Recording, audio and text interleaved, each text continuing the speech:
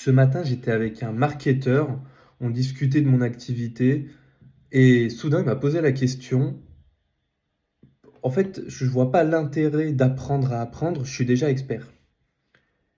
J'ai trouvé ça dingue parce que c'est un marketeur, d'un très bon niveau, qui est d'ailleurs associé à l'un des marketeurs les plus, connus de France pour lancer sa nouvelle agence, qui comprennent pas ce qu'on est en train de vivre actuellement. L'IA a dévalorisé 80% du travail de tout le monde.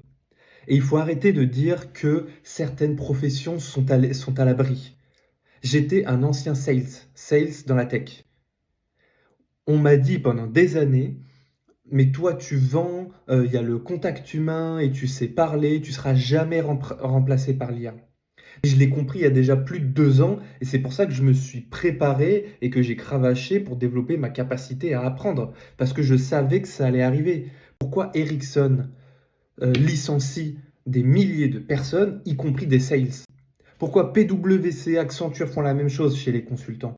Pas parce que l'IA peut aller closer le deal, mais parce que l'IA peut faire 80% de notre journée. Elle productivise tout et elle le dévalorise. Ça veut juste dire qu'à l'échelle d'une très grande entreprise, on a besoin de beaucoup moins de sales.